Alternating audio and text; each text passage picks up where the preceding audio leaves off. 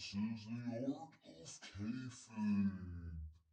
You're tuning in to listen to good and bad art about professional wrestling.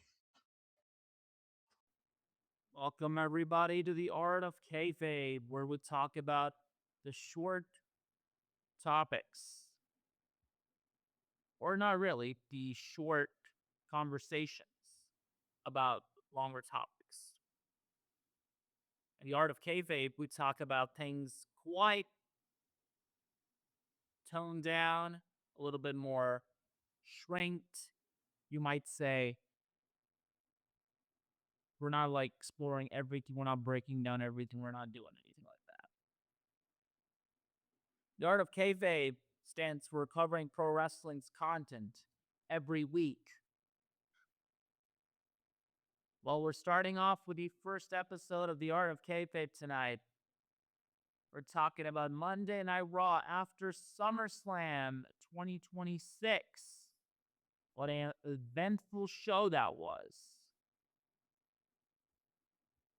Everybody's saying it, aren't they? Everybody's saying that, oh my God, this is the greatest episode of Monday Night Raw in 2026. This is the great episode of Monday Night Raw that we have had in 2026. This is the best episode people have seen in 2026 so far. I'll give you my opinion about this. I thought it was a very decent episode of Raw. I thought it was pretty good. It was good. It was a good episode of Raw. I wasn't really overly exaggerating the fact that it was great because, I mean, you got to really think what's great really nowadays. But I thought overly was a very, very much a very, very decent episode of Raw. So you could say it was good in what form you want to understand it, but whatever. You kicked off the show with Roman Reigns coming out there. So what he's got to say is that he mentions about Seth Rollins and how he put that to rest and now he can finally move on, and he really let the crowd sing Seth's theme. He showcased that why he's to go. Whenever eventually LA Knight comes out, LA Knight confronts him for his hypocrisy and all of the bullshit he's been doing. He calls himself a fraud. He calls Roman a fraud. He calls Roman the biggest vomit in the business. He makes fun of the Shield intro. I mean, he really went out there and calls out the biggest bullshit out there that Roman has been really avoiding him for the past 3 years now. The guy that Roman did not beat clean when he was defending his WWE Undisputed Championship belt those years ago. Love the promo from LA Knight. Roman kind of buried him with the Walmart fucking whatever reference he did. I was like, cool. LA Knight, though, really, stood as tall on this promo. He really stood. LA Knight stood where he was, honestly. That was great. It's a great promo. Now we know how this is going to end. We're not going to talk about that. It's a visual thing. LA Knight's going to win the World Championship, and that ain't ever happening, so we're not going to go over to that. But out of this, we had some great pro wrestling matches on this show tonight. We had Javon Evans versus Ethan Page. That was a very good match. A very good match. The content we got on that, the art, very good. Sol Ruca and Roxanne Perez. I thought that was a good match too. That was a good match, definitely. Braun Breaker and Joe Hendry. Yeah, that was a squash of some sorts, I guess, but because it really focused on what I'm going to talk about is Braun Breaker challenging Oba. And Braun and Oba feuding. Everybody's intrigued by that. We looking forward to what's going to happen in that very soon. Chad Gable and Penta. Chad Gable came out. Penta came out. Dominic Mysterio and JD McDonough, I mean, are there obviously, you know that. This was fine. This was okay. This was good. This was a good tag team match. Jacob Fatu and Royce Keys in a street fight. I just gotta say, Royce Keys, I'm really happy for him. Coming from being powerhouse hops on the other show, Dynamite, or Collision from AEW, but whatever. Really happy for Powerhouse Hobbs. Royce Keys coming in. He's held his own definitely, and they were kind of. I think they're kind of writing him off for what we got. And to close it off, I would say we had a big cast return. That's interesting, isn't it? We got Big Cass back after 8 years. You know, Big Cass. If you know it, that Big Cass basically got let go because of his own fucking misfortune. He went out there and he went against creative. He went against everything that they wanted him to do. He wanted to beat up this little dwarf that he was feuding at that time, Brian Danielson, and it kind of got him fucking in hot water, and it got him fired. They buried him afterwards, and it was over for him. He did a stupid thing that he should have never done. And then he was, with his own personal addictions and his struggles that he was going through, and then AEW, which AEW did fuck all with him, honestly. They had him for like 5 fucking years or something, and did it shit with him, and I'm whatever, moving on.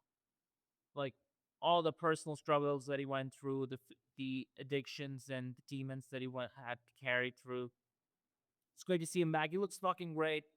The crowd overall did not really react to it. I mean, this crowd is very much, as I said, this crowd is not really a hardcore crowd that we got currently in WWE. It's very new crowds, and it's not the hardcore pro wrestling crowd, so didn't get a great reaction. I mean, I don't think you do bear hug to get a great reaction, but the way he slammed Javon Evans after that Ethan Page match tells you otherwise. Liv Morgan came out. She's the greatest champion of all time. Says nobody. Then we got a spot out of the match where Becky Lynch comes out. She returns finally. Actually, we got, I think, Sol Ruka. Speaking of the match, which is Sol Ruka and Roxanne Perez, I believe Liv Morgan attacked Sol Ruka, definitely, and that really caused a DQ. And then eventually we got the return of Becky Lynch. Becky came out absolutely buried Liv Morgan straight up. I mean, brought her to reality. Brought her to her knees nearly, I would say. Stephanie Vauquer's back. We got that face off with Becky and Stephanie Vauquer. And to close off the show, when Roman came out to acknowledge Jacob Fatu's beatdown on Royce Keys in that street fight, which was a pretty good street fight. It had chairs involved. It had kendo sticks, tables. It was a pretty good street fight. Royce Keys main eventing a Monday Night Raw after SummerSlam. It's a big deal, honestly, and he's on an upper trajectory to going on to do whatever he wants. Honestly, mate, that's up to the creative, but that's what it is. Afterwards, we had Roman go to the back, and we saw this like pan in from the other side. We're like, okay, who's gonna be Roman's next rival or something? I guess. No, it's Rey Mysterio. Rey Mysterio's out there. Rey Mysterio comes out and he's talking to Roman. He's like, Roman, if you're not aware, I'm the general manager of AAA. It's like, now I am. Kind of bearing AAA, I guess. They said, I want to run something by you. And then we see Raw go off the air, but the Netflix hit him. Go on. I thought this was a very decent, pretty good episode of Raw overall. A lot of great directions to go forward into it. I think they hit a reset button. I'm hoping for it. I'm hoping for a great follow-up coming up on Monday where I'm going to cover that too on the Art of Kayfabe. But very much a very decent episode of Monday Night Raw overall. Now I know what this means for AEW and for the sickos, whatever, for the World's Flight show that's going to be run head-to-head with, I won't say head-to-head, I think it's being run on that weekend with All Out. So I guess can't wait for that. Counter programming WWE being a bully, WWE trying to be petty and trying to be. I mean, they know that AEW is really beneath them. Everybody knows that. We're not gonna go and say that that's not true because that's true. But they do this because it's not competition. They do this because they want to just fuck and embarrass and bully AEW. They want to make AEW look terrible. They want to bully AEW all the time. They want to bully them on their own weekends. It's terrible. It's like they're a big bully.